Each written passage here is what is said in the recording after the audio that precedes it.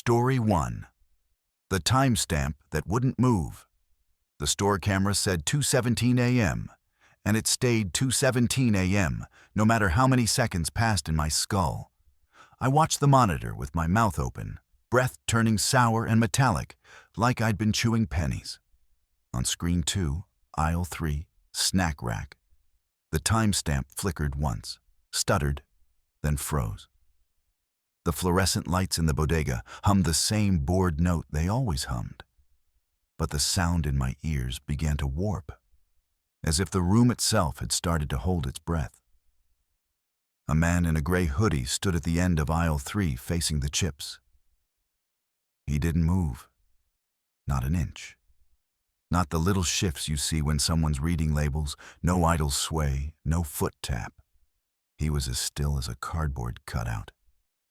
The bell over the front door didn't ring. But on screen 1, the entrance camera, the door eased open anyway. A slice of darker dark widened, and the air under the door rolled inward like fog. The hoodie man didn't react. The Payot's frozen timestamp didn't blink. I checked the live feed indicator. Green. I looked down at the analog clock behind the counter. 2:19. My phone, 2:19. The CCTV, 2:17. Still. Hey, I called, voice thick, like something had coated my tongue. Store's closed. My words sounded wrong. Not echoing, flattened, pressed into the air, as if the room was a padded cell. The hoodie man didn't turn. In the monitor, he raised a hand, slow, deliberate, and picked up a bag of chips. The motion was smooth, almost too smooth, and it happened in a single silent glide. Then he set it back down. Then he did it again, identical. Like the footage was looping a few seconds of him deciding. The same hand, the same bag, the same angle, the same pause. I leaned closer to the monitors until my forehead nearly kissed the warm glass.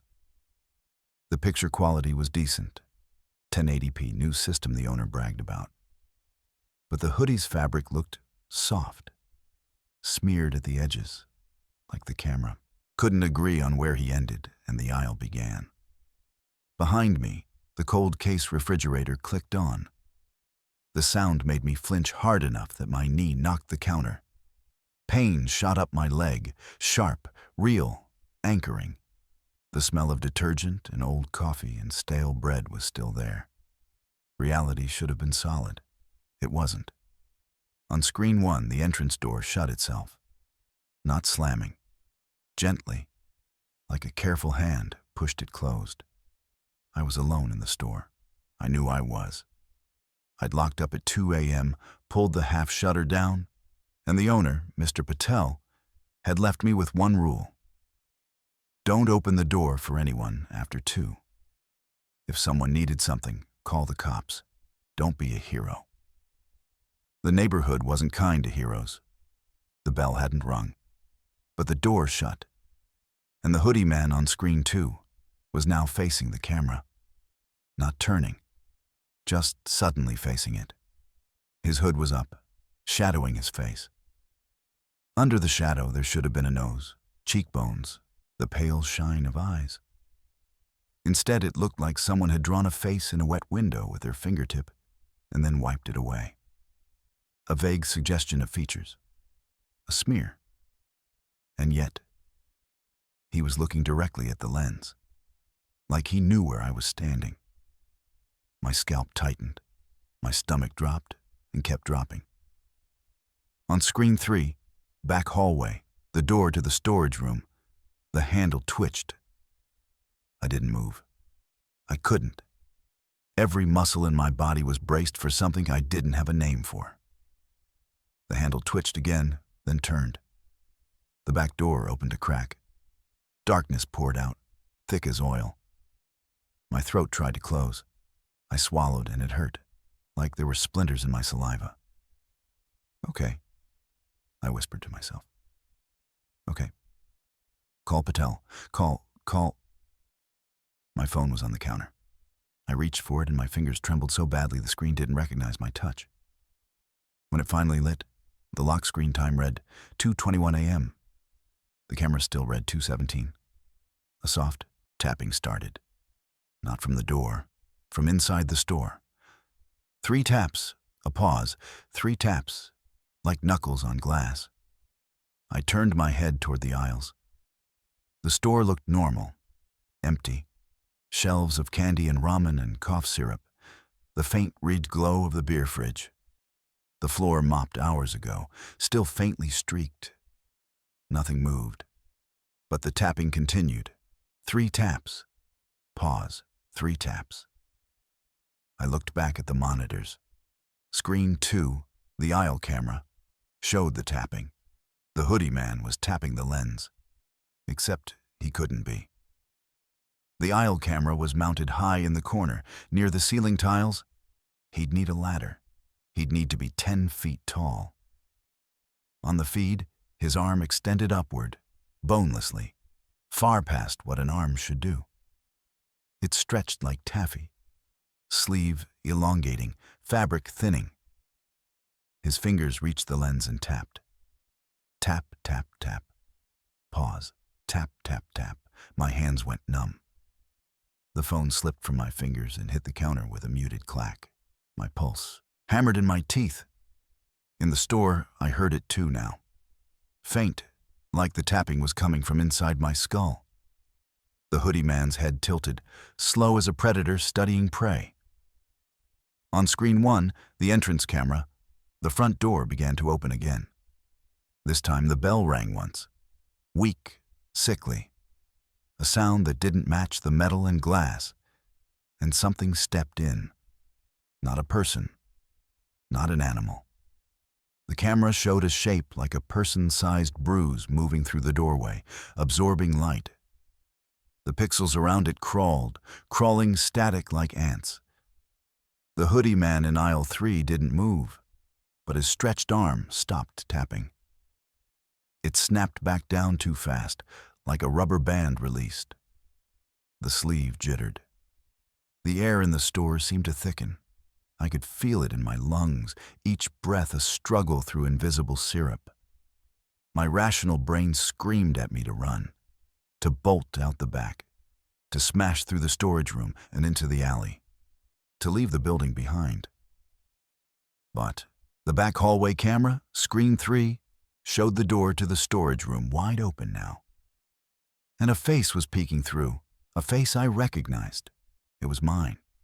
Same tired eyes, same chipped front tooth, same scar under the eyebrow from a childhood fall. My own face on the monitor, peering in with a curious, almost playful expression. My chest tightened so hard it felt like my ribs were being squeezed inward. My vision tunneled.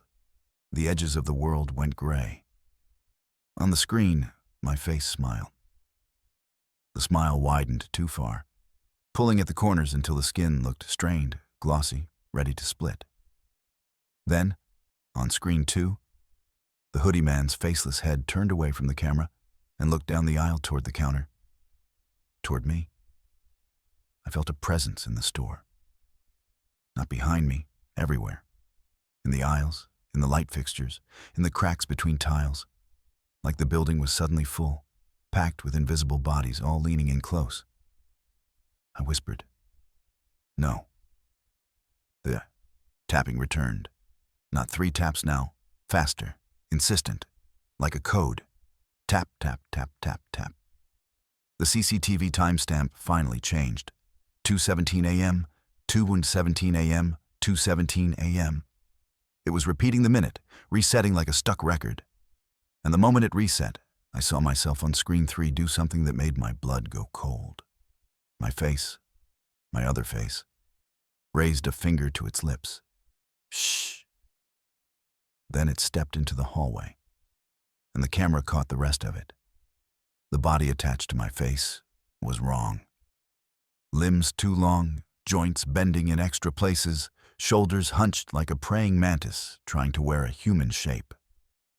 It moved toward the camera in quick, twitchy bursts, stopping and starting as if it didn't understand how to walk without being seen. In the real hallway behind me, I heard the soft drag of something on linoleum. I didn't turn. My spine refused. I grabbed the metal bat under the counter. The owner kept it there just in case. It felt heavier than it should have, as if the metal had turned to lead. My palms were slick with sweat. The bat nearly slipped. The dragging sound grew closer. On screen 2, the hoodie man began walking. Not toward the counter, toward the back hallway, toward where my double was coming from. The bruise shape at the front door drifted deeper into the store, and the lights above it flickered, dimming like they were being smothered. My breathing turned into shallow gasps. My mouth tasted like rust. "Stop," I said. To no one, to everything. "Just stop." The dragging sound was right behind the counter now. Then I felt a breath on my neck, cold, wet, like air exhaled through a mouthful of water. I jerked, swung the bat behind me with everything I had. The bat hit nothing, but the impact jolted my arms. I heard a faint giggle, thin and childish, and my stomach lurched. On the monitors, my double ducked easily, like it anticipated the swing. Its grin remained fixed, and its eyes, my eyes, looked delighted. It leaned in close to the back hallway camera until the lens filled with my face. Then it opened its mouth. Inside was not teeth. Inside was the store. A tiny, distorted version of the bodega interior, shelves bending, lights curving, the counter warped like a funhouse mirror. And inside that mouth store, I saw myself, tiny me, standing behind a tiny counter, staring up in horror. A wave of nausea slammed me. I gagged, bile rising. The monitors all flickered at once. The feed stuttered. Then every screen showed the same thing. Me, not behind the counter, standing in the middle of aisle 3, wearing a gray hoodie, facing the chips. Still. Frozen. Timestamp, 2:17 a.m. My heart stopped long enough for panic to become pure, animal certainty. The footage wasn't showing me in the store. It was showing where I was about to be, or where I already was, in some loop I couldn't feel yet. I grabbed my phone again, finally unlocked it, and hit 911. The call connected. But instead of a dispatcher, I heard my own voice on the line. "Store's closed," it said, the same tone I'd used earlier, flattened and wrong. "Don't be a hero." I dropped the phone like it burned. In the silence that followed, the tapping stopped. The dragging stopped. The hum of the fluorescents faded until the store was quiet enough that I could hear my blood moving. Then the bell over the door rang, once. And in the reflection of the darkened monitor glass, I saw myself, not my face, my shape, standing in aisle 3 perfectly still. I didn't remember walking there. I didn't feel my feet move, but my body was no longer behind the counter. It was already in the aisle, and the timestamp on every screen finally advanced. 2:18 a.m. I ran for the front door and slammed into it, shoulder first. It didn't budge. The glass was cold enough to burn. My skin stuck for a heartbeat, and when I tore away, it felt like peeling tape off raw flesh.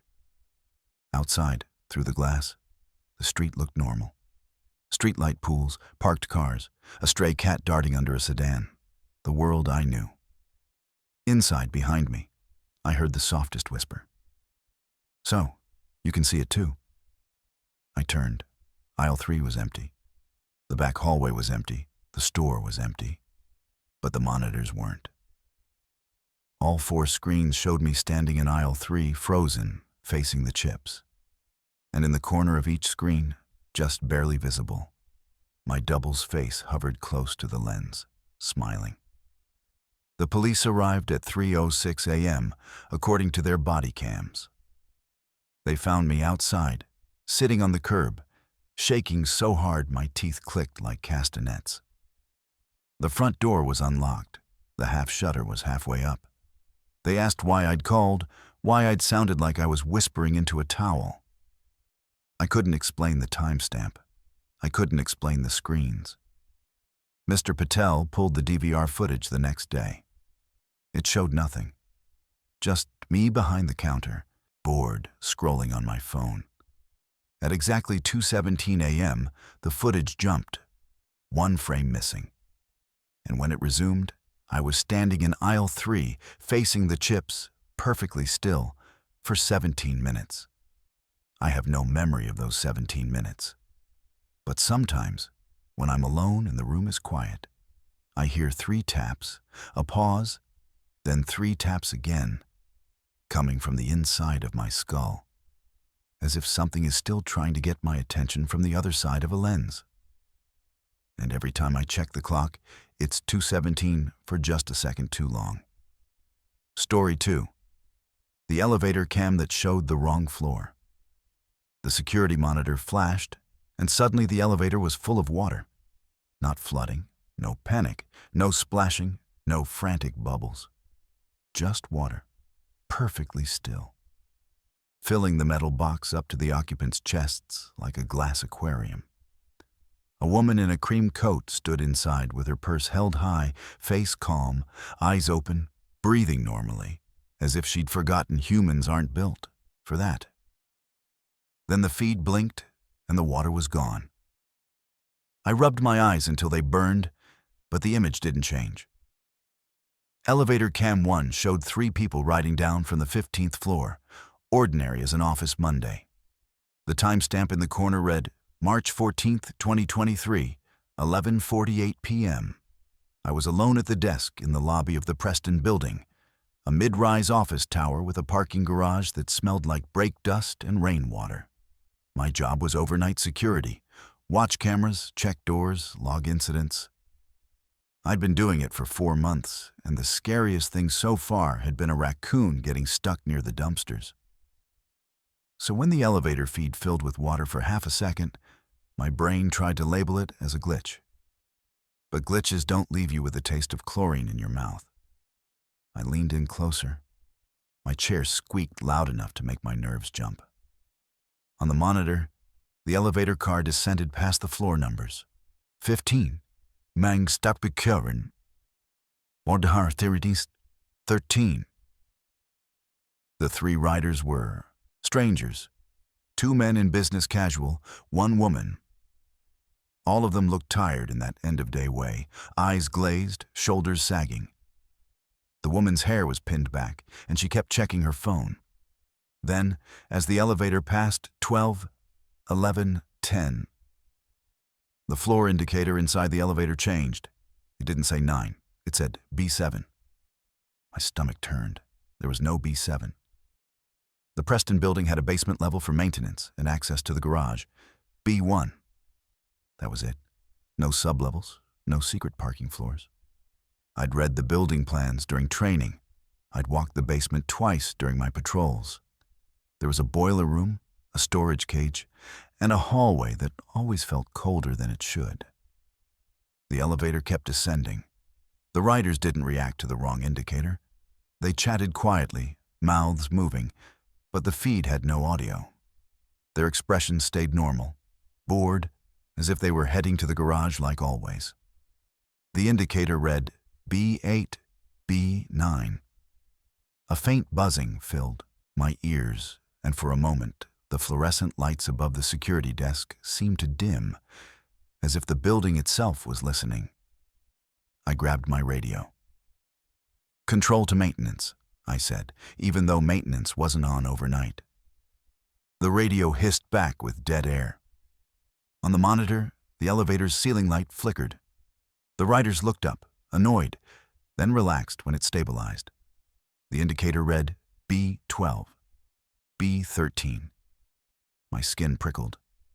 I checked the other camera feeds, lobby, garage entrance, stairwells. Everything looked normal, empty, still. The lobby was quiet except for the HVAC sighing through vents. Elevator Cam 2, mounted in the second elevator car, showed nothing unusual. That elevator was idle on the ground floor, doors closed, empty. Only elevator Cam 1 was doing this. B14, B15. I stood up so fast, my chair rolled back and bumped the wall. My hands were sweating. The radio felt slick. "Hey," I said aloud, as if the riders could hear me through the screen. "Stop the elevator. Get out." The elevator didn't stop. The indicator finally changed to something else. Not a basement level. A word. Wet. The letters were blocky and digital, like the display had been reprogrammed. The riders stared at it now, confusion finally registering. The woman in the cream coat frowned, holding her phone up as if to film the display. One of the men pressed the button panel, jabbing at it, his shoulders tensing. Then the feed flickered. Water again, up to their chests. This time the riders reacted. The woman's mouth opened in a scream I couldn't hear. One of the men thrashed, slipping, his hands slapping the walls. The water didn't move naturally. It clung to them like gel, thick, resisting. Then the water was gone. They were standing in an elevator that now looked different. The walls were still metal, but the seams were wrong, bolted in strange places. The mirror panel was gone, replaced with something dark, matte, like wet stone. The ceiling light had shifted to a sickly yellow tone. The floor was not the usual speckled tile. It was grating. Under the grating, I saw darkness, deep and moving. The riders stared down, horrified. The elevator indicator read, "Wet." My lungs forgot how to work. I felt myself breathing in shallow gulps, like a fish. I grabbed the key ring for the security office and bolted toward the elevator bank.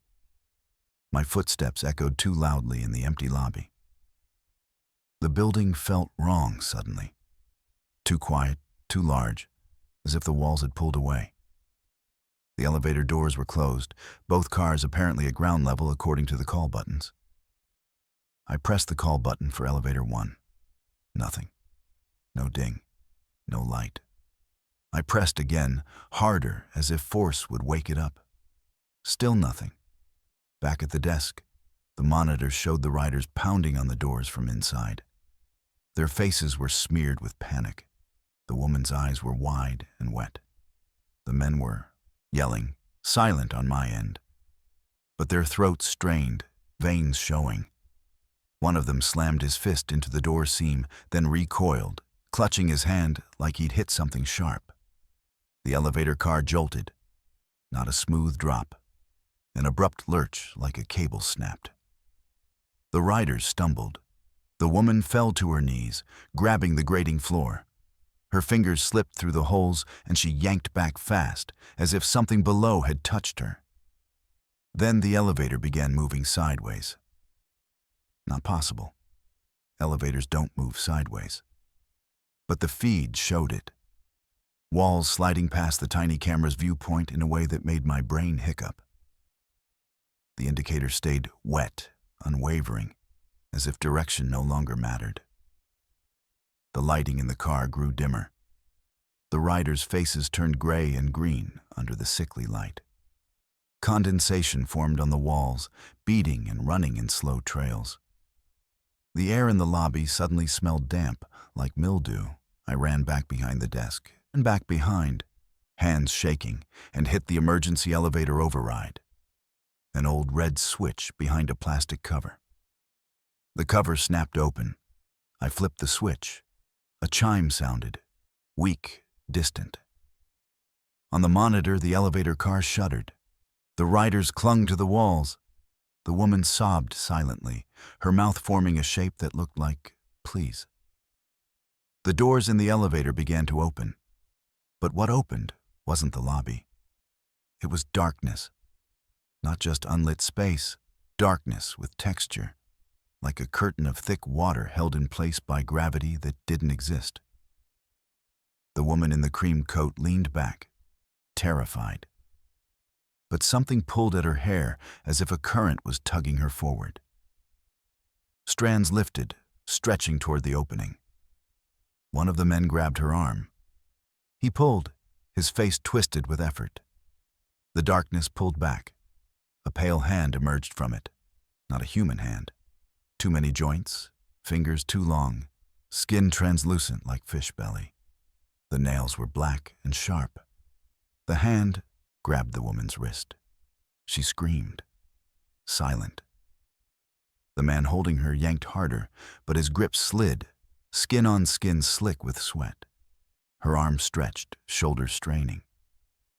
I saw the moment pain turned into something else. Her eyes widened, mouth opening in a silent, broken O. Then she was pulled forward. Not dragged, folded. Her body bent in a way bodies can't, like she was being poured through a narrow gap. Her coat twisted, fabric wrinkling into impossible angles. Her purse strap snapped, the purse falling to the grating floor, spilling keys and lipstick that rolled toward the dark opening like magnetized. And then she was gone. The elevator doors stayed open. The two men stared into the darkness, frozen. One of them began to shake, his knees buckling. The other backed away, pressing himself into the corner like he could merge with the wall. The darkness rippled. The camera lens fogged, as if moisture condensed directly on it. Then the feed cut to static. Every monitor at my desk flickered for half a second. Lobby cam, stairwell, garage, all static, all at once, like the building's eyes had blinked. When the feeds returned, elevator cam 1 showed an empty elevator car. Normal walls, normal tile, normal light. Doors closed, no water, no grating. Timestamp, 11:49 p.m. I stared at the screen until my eyes burned. Then, slowly, the elevator indicator in the lobby, above the real doors, lit up. It displayed a floor, B7. A cold sweat broke over my body. I felt it gather under my arms, trickle down my back. My hands were trembling so hard I could barely hold the radio. I pressed the call button again. This time, it lit. A ding sounded. The doors of elevator 1 slid open. The car was empty. On the floor was a cream-colored coat, neatly folded like someone had set it down with care. On top of it sat a purse, open. Inside the purse, visible from where I stood, was a phone. Screen lit, camera app open, recording. And on the phone screen, I saw my lobby, from inside the elevator, with me standing there, staring, face pale. The recording timer was counting up. It read 2:17, and it didn't move. I didn't touch the coat. I didn't touch the purse. I didn't step inside the elevator. I backed away until my shoulders hit the security desk. I called the police. I called the building manager. I called anyone I could. When they arrived, the coat and purse were gone. The footage on the DVR showed nothing. But weeks later, a missing persons flyer appeared on the bulletin board in the break room. A woman in a cream coat, last seen leaving work at 11:48 p.m. Preston Building. The photo looked like her. It also looked like someone I'd seen before. In my own mirror, on nights when I'm too tired, when the air feels damp, and the elevator indicator in some building I pass on the street flashes wet for just a heartbeat too long. Story 3. The nursery cam and the third crib. The baby monitor feed showed my daughter sleeping. The problem was, we only had one crib, and the camera showed 2. I was halfway down the hallway when the soft, rhythmic crackling started in the speaker. That faint static you get when a baby monitor picks up interference. I'd heard it before, neighbors, radio waves, weird overlaps. Usually it was harmless. But this time, through the static, I heard breathing. Not infant breathing, not the delicate, fluttery sighs of a baby asleep. This was slow, heavy, adult. I stopped outside the nursery door, hand on the knob, and listened. Inside the nursery, there was only silence. The hum of the white noise machine, the gentle tick of the wall clock, no heavy breathing. But in the monitor speaker, it continued. In, out, in, out. I stepped back into the living room and looked at the handheld monitor screen. Night vision gave everything that ghostly green tint. The crib, the mobile, the pile of stuffed animals in the corner. And another crib, identical to ours, placed against the opposite wall where there should have been a rocking chair. In that second crib, something was lying under a blanket. The blanket rose and fell with a heavy breathing. My mouth went dry so fast, my tongue felt like sandpaper. I told myself it had to be a reflection. A camera glitch, a duplicate frame, anything. Then the blanket in the second crib shifted, and a hand appeared. Small, pale, but not baby-sized. Fingers too long, nails too neat. It gripped the edge of the blanket and pulled it down an inch. A face looked up. It was my daughter's face, but older, not by years, by something harder to measure, like her features had been stretched, sharpened. Her eyes were open, staring directly into the camera lens, and she smiled. My stomach heaved. I nearly dropped the monitor. I moved without thinking, fast, silent animal. I twisted the nursery door open and flipped on the light. The room was normal. One crib, one baby.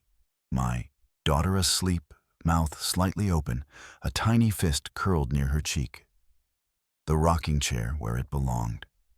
No second crib. No older face. No heavy breathing.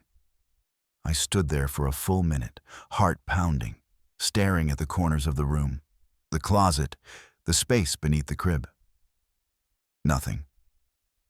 Then I looked back at the monitor screen. The second crib was still there. Except now, the blanket was fully pulled down, and the older version of my daughter was sitting up, legs dangling over the crib rail, head tilted. She raised her hand and waved. A cold prickling crawled up my arms.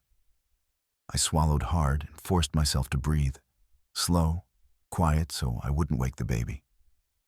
My wife, Mariah, was asleep in our room. She'd been exhausted, new baby exhaustion, the kind that makes you dreamless. I backed out of the nursery and shut the door gently, as if closing it could seal the wrongness inside. In the living room, the monitor speaker crackled again. Then, clear as day, a voice whispered through it. Switch. One word. Soft. Close. My blood turned to ice water. I stared at the monitor, and on screen the older face of my daughter pressed its forehead against the inside of the lens, distorting her features. Her eye filled the frame. Too reflective, too aware. Switch, the voice whispered again, as if it was getting impatient. I turned the handheld monitor over, checking the model, the settings. The brand name stared back at me. Ordinary plastic. I'd bought it on sale. Nothing special. I tried changing channels. The picture flickered, then stabilized. Still two cribs, still the older face. In the nursery, my real daughter made a tiny sound in her sleep. A soft squeak. My throat tightened. If she woke, she'd cry. If she cried, Mariah would wake. If Mariah woke, she'd come out here and see me staring at the monitor like an idiot. I didn't want her to see this. Not yet. Not until I understood it. The older daughter on the screen climbed out of the second crib with slow precision, like she was testing gravity. She stood on the nursery floor. She was taller than a toddler, maybe 5, 6 years old, wearing pajamas that looked like ours, but not exactly. The pattern was similar, but the colors were faded, washed out, like an old photograph. She walked toward the real crib, toward my sleeping infant. My lungs seized. I hurried back to the nursery door, pressed my ear against it. Inside, nothing. No footsteps, no rustle of fabric. But on the monitor, she kept walking, getting closer, her smile widening. The heavy breathing returned, louder now, as if whoever or whatever was in that second crib had stood up too and moved closer to the camera's microphone. In, out, in, out. My hands began to shake. I gripped the doorknob. On the monitor, the older daughter leaned over the real crib and stared down at the baby. Her face softened, almost tender. Then her expression changed. Jealous, a deep, adult jealousy on a child's face. She reached into the crib. I threw the nursery door open and lunged inside. Light on. Normal room. Baby asleep. No older child. I stood over the crib, panting, hands hovering protectively over my daughter. Behind me, the white noise machine hissed. The clock ticked. The closet door stood slightly ajar like it always did, because it never shut properly. I glanced at the closet. The darkness inside looked thicker than it should. I backed away, still facing the crib, and grabbed the closet handle. Pulled it open. Inside were baby clothes and hangers and a box of diapers. Normal. But tucked in the corner, behind the box, was a folded blanket. Not ours. It was gray-green, thin, and damp to the touch like it had been kept in a freezer. When I lifted it, a smell rose from it. Stagnant bathwater, old milk, and something sour underneath. Under the blanket was a baby monitor camera. Not ours.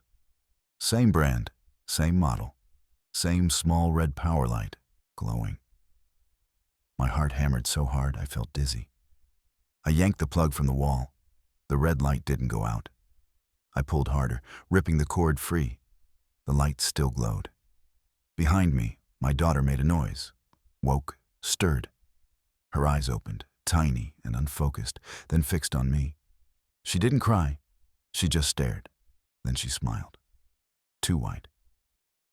In my hand, the strange camera's speaker crackled. Switch, it whispered, right against my palm, like the voice was inside the plastic. My daughter, my real baby, lifted her tiny hand and pointed. Not at me. At the space behind my shoulder, at the closet. I turned. For a heartbeat, the closet interior wasn't baby clothes. It was a crib. A second crib. And in it, under a blanket, something breathed. In. Out. In that second, I understood the horror in the simplest way possible. There wasn't a ghost in my house. There was a trade. A swap. Something that wanted the warm, living baby in the real crib, and something that wanted to leave behind whatever had been growing in the second one. I scooped my daughter up, her body warm against my chest, and ran out of the nursery. I didn't bother with shoes. I didn't grab diapers. I didn't wake Mariah gently. I shook her hard until she gasped awake, then shoved clothes at her with shaking hands. "What's wrong?" she croaked, eyes bleary. I couldn't find words that weren't insane. I just said, "We're leaving. Now." She saw my face and didn't argue. We stumbled out the front door into the cold night air, our daughter bundled in a blanket, her breath puffing tiny clouds. As we crossed the yard, the neighbor's porch light flicked on. And from behind us, from inside our house, the nursery window glowed faint green. Night vision. A camera watching us leave. Weeks later, we moved. New apartment, new monitors, new locks, new routines. But sometimes, at 2:17 a.m., the new baby monitor crackles with static. And beneath the static I hear breathing, heavy, adult.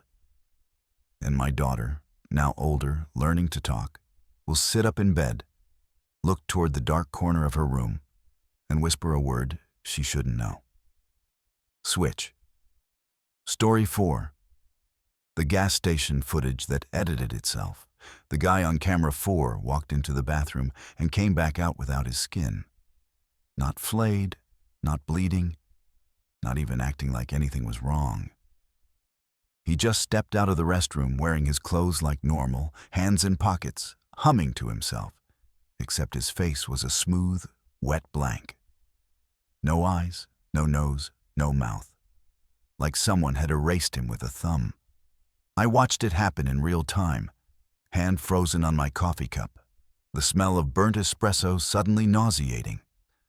I worked nights at a 24-hour gas station off Route 19, a lonely stretch where semis groaned past like tired animals, and the wind smelled like pine and exhaust. Our security cameras were always rolling.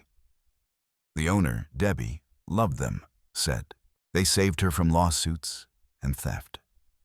I'd seen fights, overdoses, a guy trying to shoplift beef jerky in his underwear. I'd seen bad. But I'd never seen footage rewrite a human being. The faceless guy paused near the soda fountain as if deciding between Coke and Sprite. He lifted a cup, filled it with ice, then turned his blank face toward the camera. I swear to God, he knew I was watching. My stomach clenched. I looked away from the monitor toward the actual store floor. No faceless guy. Just empty aisles. A teenage couple near the energy drinks. A trucker at the counter paying for cigarettes. I looked back at the monitor. The faceless guy was still there. But now he had a face again. Normal, tired, stubbly chin. Like the blankness had never happened. I blinked hard. My eyes watered. The video rewound itself without me touching anything. The timestamp jumped back 30 seconds. The guy walked into the bathroom again. I stared, breath shallow. He came out, faceless again. Then the feed jumped forward, face back. My skin crawled. It wasn't a loop, not like a stuck DVR. It was as if the camera system was trying different versions of the same moment, editing reality like a nervous finger scrolling through clips. The teenage couple laughed at something, unaware. The trucker left. The bell over the door rang. I stood up, went to the bathroom hallway. The restroom door was closed. I knocked. No answer. I knocked harder. "Sir, you okay in there?" Silence. I pushed the door open. The bathroom was empty. One stall door ajar. The sink dripping. The smell of cheap soap and something faintly metallic. I went back to the monitor. Camera 4, bathroom hallway, showed me standing there, peering into the restroom. But behind me in the hallway, in the reflection of the bathroom mirror, someone stood. A man, faceless. He was right behind my shoulder. In real life, behind me there was nothing. I spun anyway, heart banging, against my ribs. Empty hallway. Back on the monitor, the faceless man lifted his hand and gently placed it on the back of my neck. I felt something cold touch me. I slapped at my neck and stumbled away, nearly falling. The monitor rewound again. 30 seconds back. I was back at the counter on screen, sipping coffee, unaware. The man was walking toward the bathroom again. The camera system was showing me a future that kept getting edited. I grabbed the DVR mouse, yanked it, clicked random buttons, trying to stop it. The cursor lagged. The screen flickered. Then all 4 camera feeds merged into one image. The gas station from above, as if the ceiling was gone. Every person inside looked normal except me. On the screen, I was blurred, my edges smearing like the camera couldn't lock focus. A line of text appeared at the bottom of the screen, not part of our DVR interface. "Remove." My mouth went dry. I backed away from the monitor. The air felt colder. The easy fluorescent lights hummed louder. The teenage couple stopped laughing. They looked up, confused, as if they'd heard a sound I hadn't made. Then the girl pointed toward the counter. Toward me. Her face twisted with disgust. "What is that?" she whispered, not to me, about me.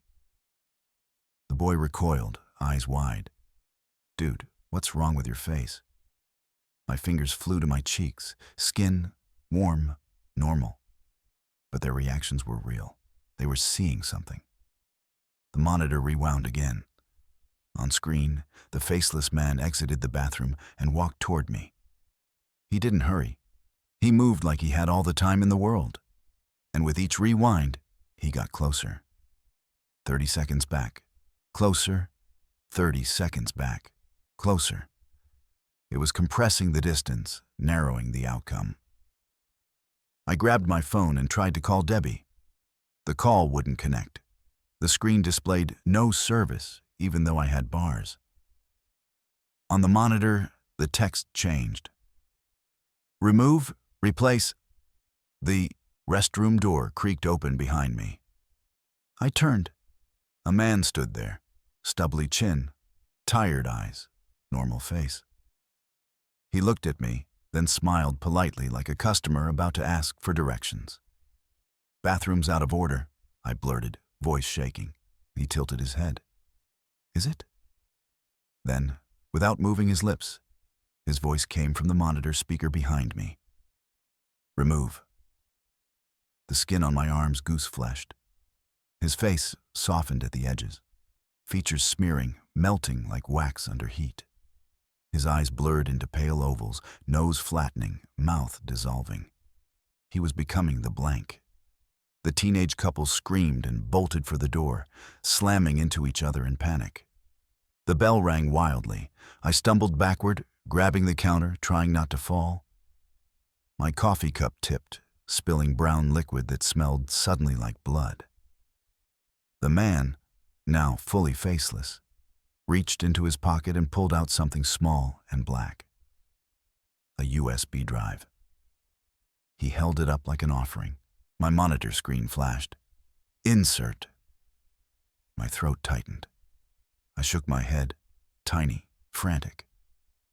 He stepped closer. His blank face leaned toward mine until I could see the pores in the skin, the faint sheen of sweat. Then, impossibly, a mouth opened in the blankness. A slit. Inside was not teeth. Inside was footage. My footage.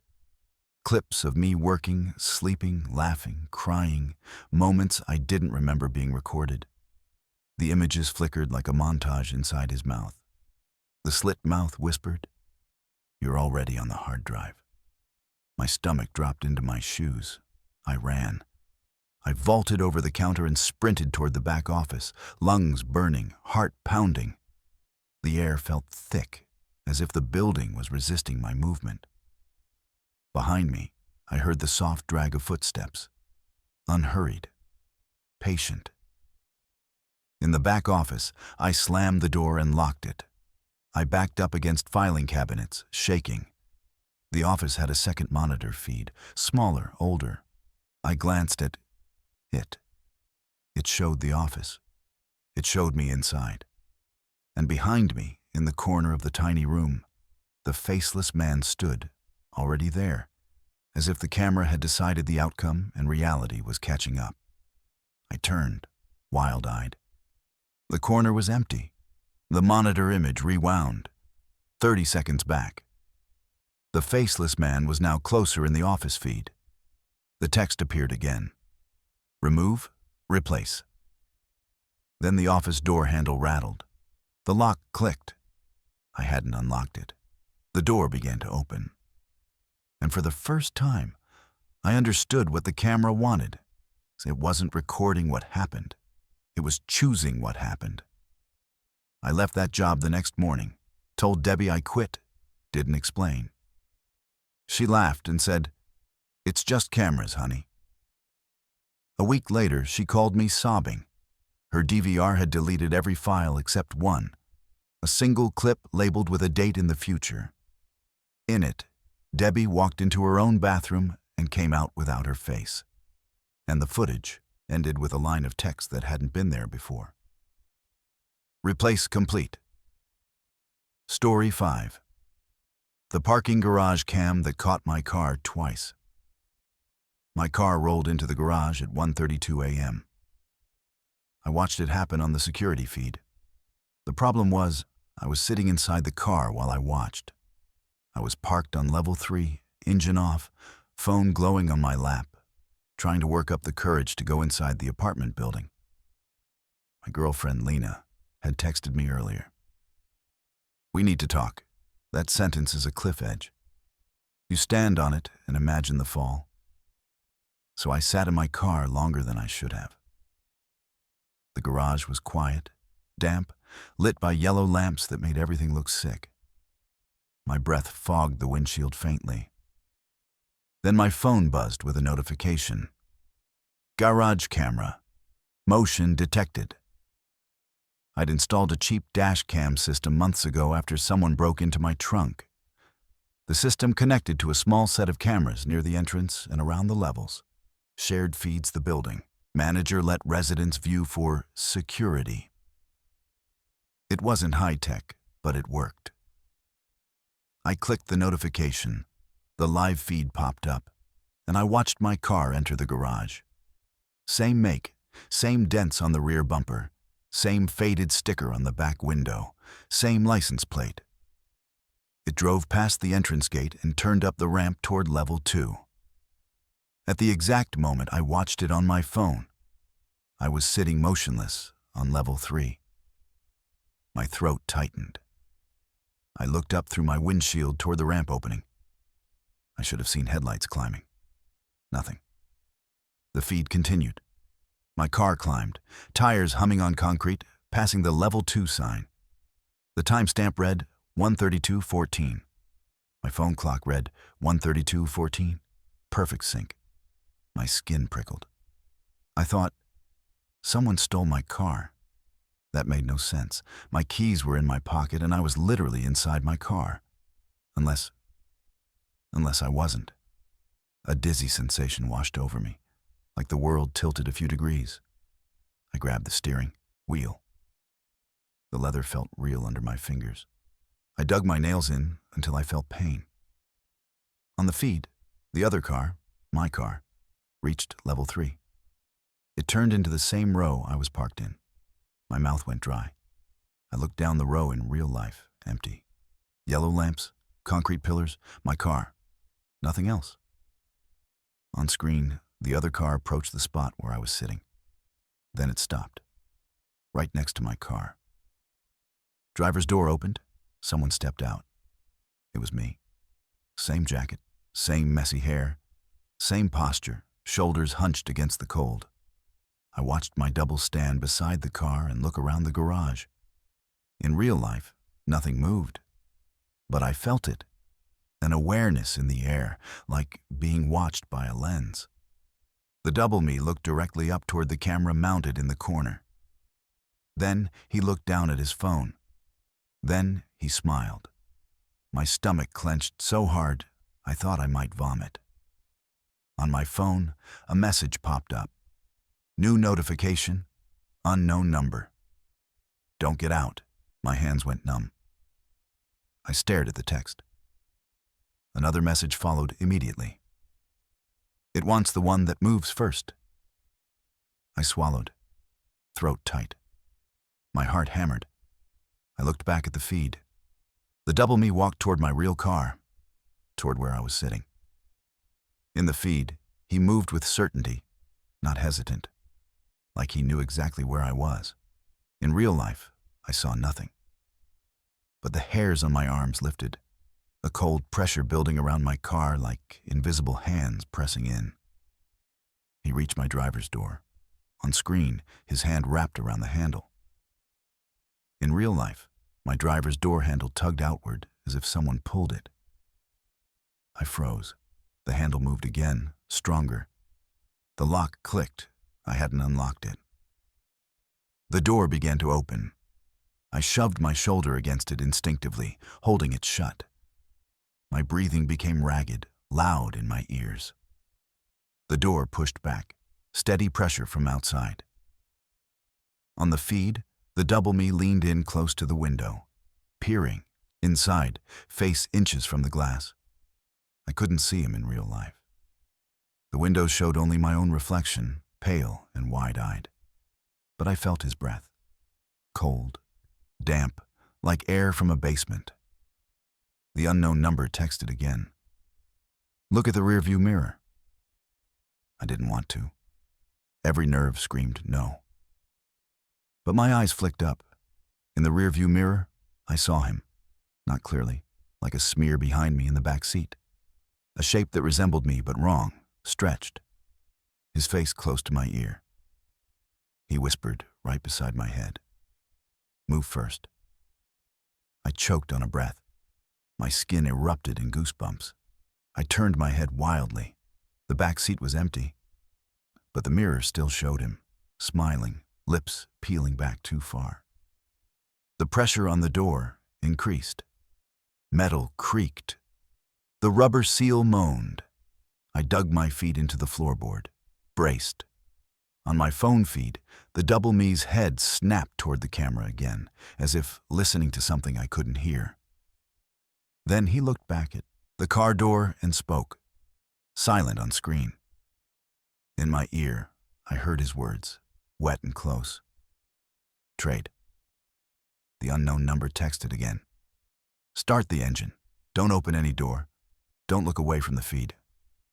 My fingers fumbled for the key, hands shaking so hard I nearly dropped it. I shoved it into the ignition and turned. The engine sputtered, caught, roared softly. The garage lights flickered. On the phone feed, the camera image jittered, and for a heartbeat, I saw something behind the double me. Something tall, thin, standing in the corner of the garage like a shadow that refused to match the light. It had no face, just a smooth oval head, and its arms hung too low, fingers grazing the concrete. The double me didn't notice it, or he did and didn't care. He opened his mouth to speak again. In real life, the pressure on my door suddenly vanished. The handle snapped back into place. Silence. I sucked in a shaky breath. On my phone feed, the double me turned, away from my car and walked toward the exit ramp, moving too smoothly, steps not quite matching the gait I knew. He got into the other car, my car, and drove away. The camera followed as he descended the ramp, tail lights glowing red. Then, at the bottom, where the exit gate was, the car didn't stop. It drove straight through the closed gate like it was smoke. The gate didn't break. It didn't lift. The car passed through as if the barrier was just another overlay the camera could ignore. The feed froze. My phone screen went black. In the sudden quiet, my own engine sounded too loud. I put the car in reverse and backed out, tires squealing slightly on damp concrete. I didn't care about Lena. I didn't care about the talk. I just wanted out. As I drove down the ramp, every shadow looked like a person. Every pillar looked like something leaning. At the exit gate, I stopped. The gate lifted normally. I drove out into cold night air and didn't breathe properly until I was 3 blocks away. I didn't go back for 2 weeks. When I finally returned in daylight, the building manager pulled up the garage camera logs for that night. "There was no motion," he said, annoyed. "No entry at 1:32. I showed him the screenshots I'd taken. He stared, face pale. Then he pointed at one detail I hadn't noticed. In the feed, the license plate on the other car, my car, was off by 1 digit, just 1, as if reality was close, but not exact. That night, at 1:32 a.m., my phone buzzed with a final message from the unknown number. "I'm still parked here. I never got out." And when I looked out my apartment window down into the garage, I saw my car on level 3.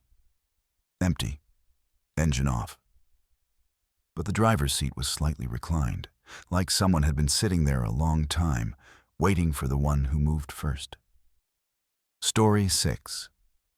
The school hallway cam and the after-hours announcement. The camera caught the intercom turning on by itself. No staff in the building. No scheduled announcements. Just the red live light glowing in the empty main hallway.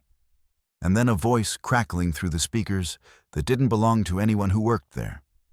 I was the night custodian at Brookfield Middle School, The guy who waxed floors and emptied trash and tried not to think too hard about the way a dark school at night feels like a mouthful of teeth. The security office had a monitor wall. I wasn't security, but the security guy, Tom, let me sit in there on breaks because it was warm, and the vending machine actually worked. Tom was out sick. That night, it was just me, my keys, my cart, and the cameras. At 12:43 a.m., the intercom panel on camera 7 lit up, read live. Then the speakers throughout the building clicked, that old metallic pop you hear before announcements. I froze mid-sip of vending machine cocoa. The sweetness turned bitter. "Hello?" I said into the empty office, as if anyone could answer.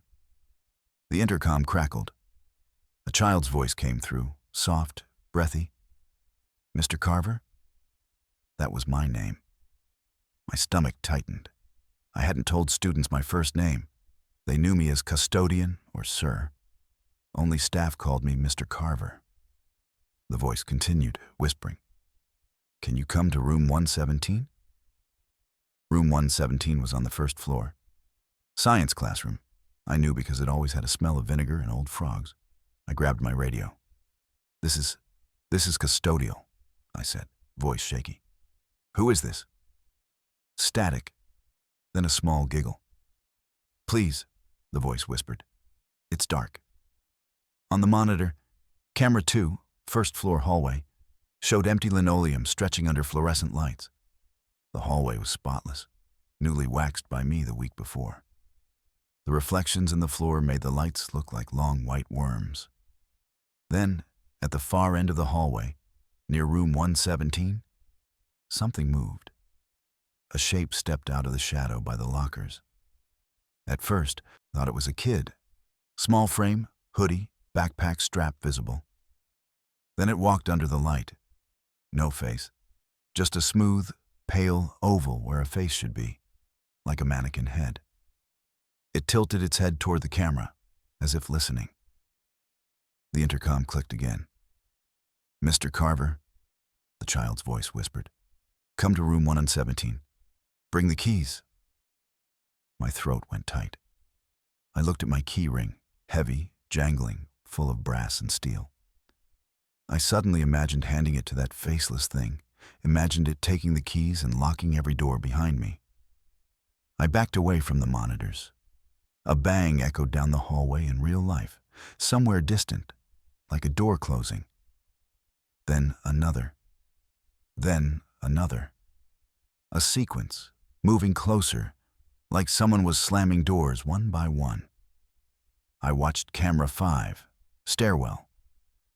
The stairwell door swung shut on its own, hard enough to rattle the glass. Camera 3, gym entrance.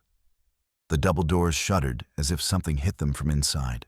Camera 2, hallway by room 117. The faceless figure began walking toward the camera, slow, deliberate. Its footsteps didn't make sound on the feed, but in the building I heard them. Soft scuffs on waxed floor. My breath became shallow. I pressed my back against the office wall, eyes locked on the monitors. The intercom crackled louder. "Don't lock me in," the child whispered. "Don't lock me in again." My skin prickled. Again. That word carried weight. I remembered a story from staff. Years ago, a student had gotten trapped in a supply closet during a lockdown drill. Panicked, hyperventilated. They found him hours later. The kid had been fine, but he never came back to school. Parents sued. There were rumors. Rumors stick to schools like gum under desks. On camera 2, the faceless figure stopped beneath the light. Its head lifted, as if smelling the air. Then it raised its hand. In its palm was a key ring. My key ring. The keys I was holding right now.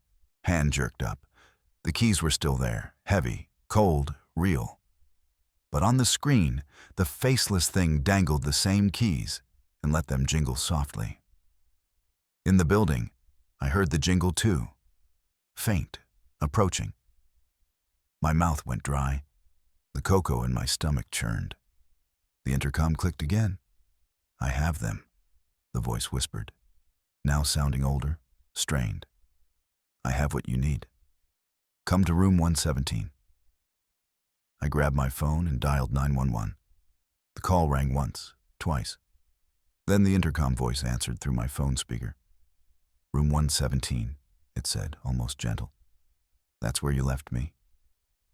My blood ran cold. I hung up.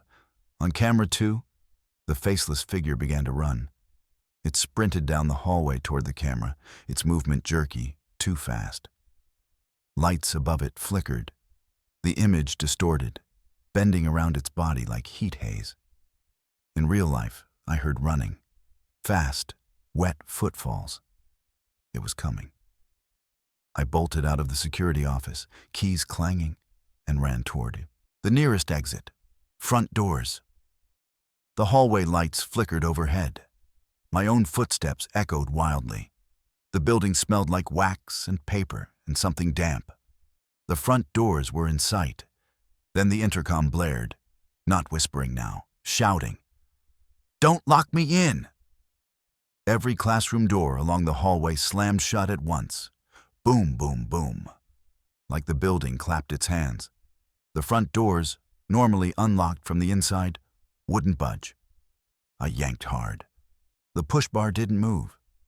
Behind me, the hallway lights dimmed, one by one, like someone turning off switches in sequence. In the darkness at the far end, I saw it. Pale, oval head, sprinting, keys jangling. I turned and ran for the side exit by the cafeteria. The lights above me flickered harder, and for a moment the floor reflections looked like writhing shapes under the wax. At the cafeteria doors, I shoved. Locked. My breath came in gasps, tasting like pennies and panic. The intercom crackled one, last time, low and close, as if the speaker was right beside my ear. "You have to trade," it whispered. I backed into the wall, trapped between locked doors, shaking. The faceless figure slowed as it approached, stopping a few feet away.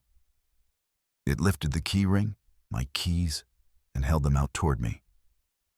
Its other hand reached up to its smooth face and pressed, the surface dented like soft clay. A mouth opened, too wide, too dark. Inside I saw room 117. Not the classroom itself, but a closet inside it. Tight, cramped, walls scratched with fingernail marks.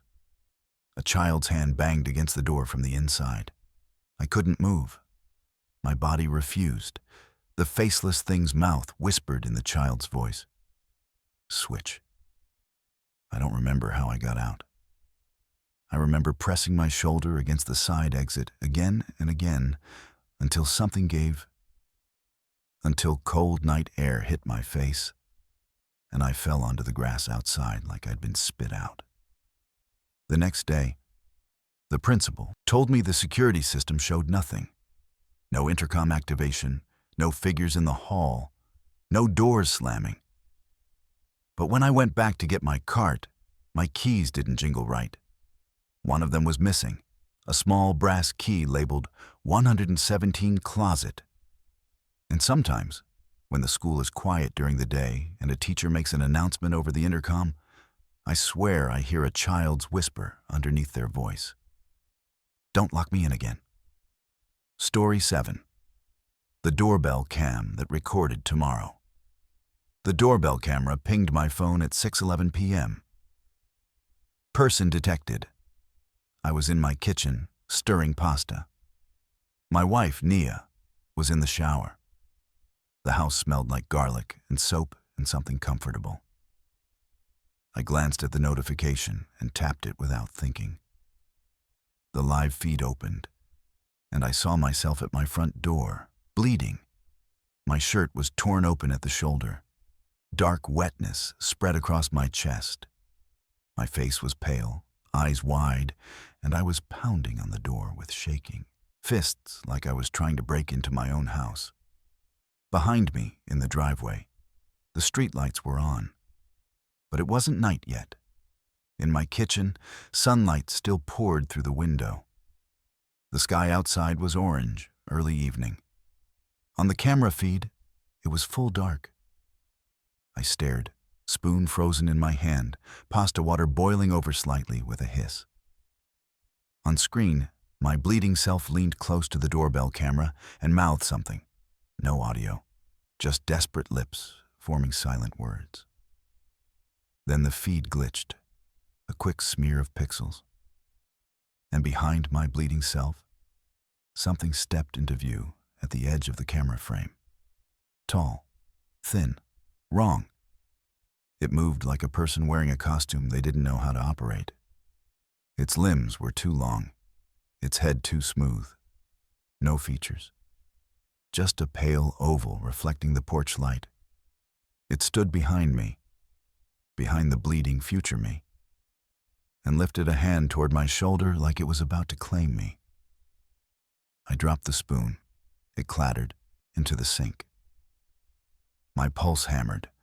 I ran to the front window and peeked through the blinds. The porch was empty, driveway empty, the street quiet. I looked back at my phone. The doorbell feed still showed me bleeding at the door. And now, the faceless thing's hand was on my shoulder. My bleeding self flinched and tried to twist away, but the grip held him in place. My mouth went dry. On the camera feed, my bleeding self raised his hand and wrote something on the glass of the door with a finger dipped in blood. Letters streaked down. Don't open. My heart slammed. In the hallway behind me, the shower turned off. Nia hummed softly, unaware. On the feed, the faceless thing leaned closer to the camera. The image warped around it.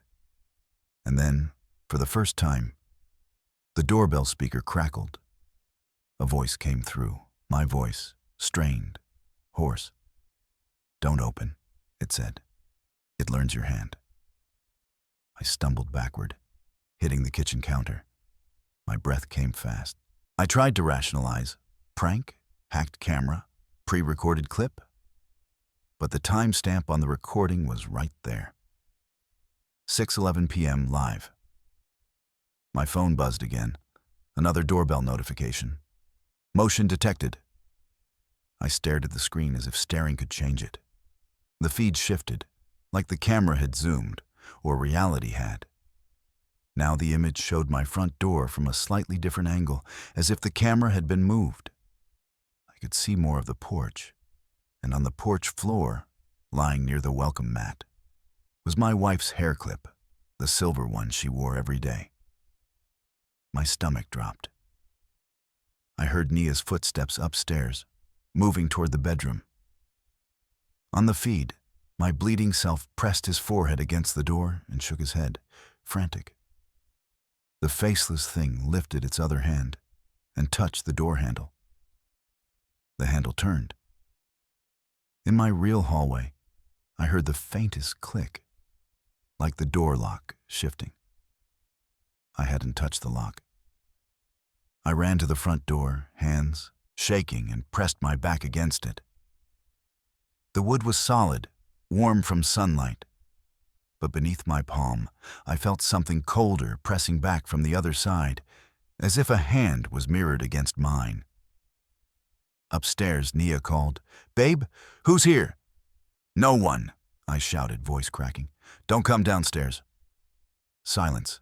Then, what? My phone feed flickered again. For a split second, the porch was empty, normal dusk light. Then it snapped back to full dark. My bleeding self was gone. In his place stood Nia. She was on the porch, hair wet, wrapped in a towel, barefoot, looking confused and cold. She leaned toward the camera and mouthed my name. Then she turned her head, as if hearing something behind her. And she smiled. Not her smile. A smile too wide, too calm, like someone trying to remember what happiness looks like.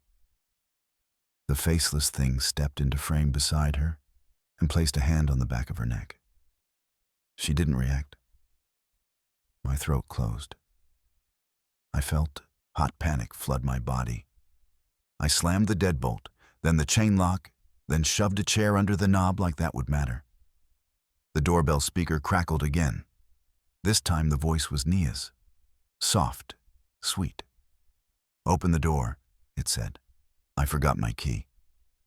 Upstairs, real Nia shouted, "Why are you yelling?" The voice at the door repeated, "Open the door." It sounded exactly like her.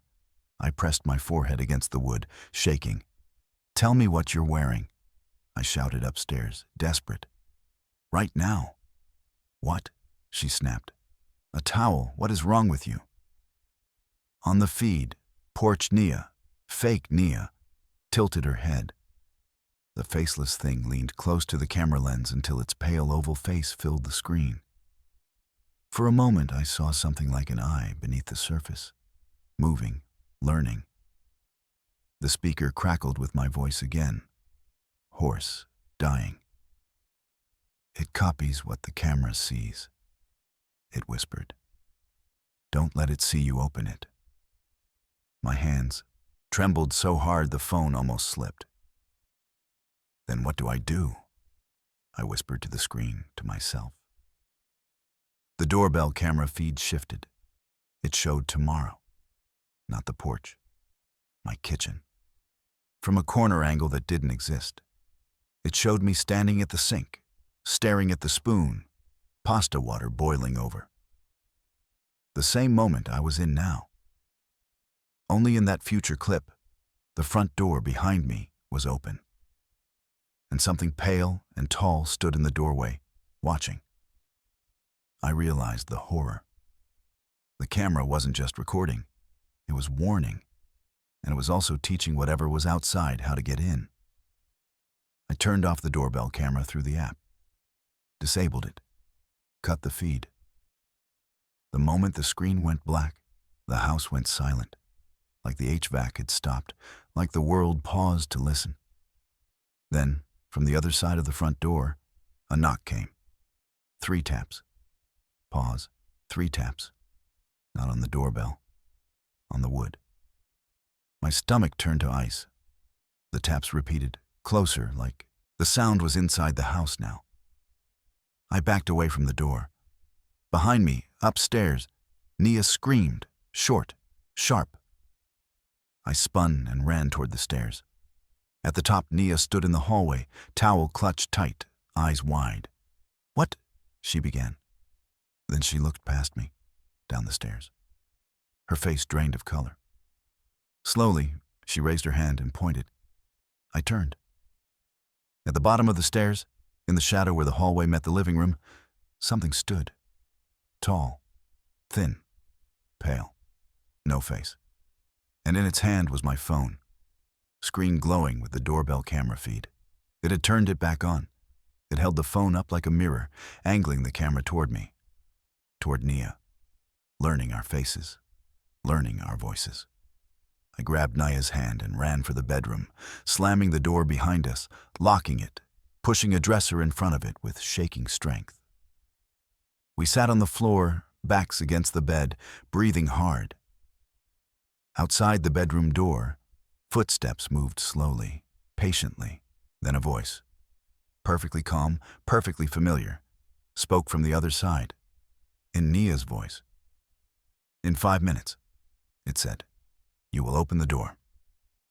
I covered my ears, but I could still hear it, like the sound wasn't in the air, like it was in the walls, like it was in the camera. And the worst part is, sometimes, when I wake up in the middle of the night and check my phone without thinking, I see a notification I didn't get that day. Person detected. Timestamp tomorrow. And in the frozen thumbnail, I'm always at the door, bleeding, pounding, begging myself to let me in.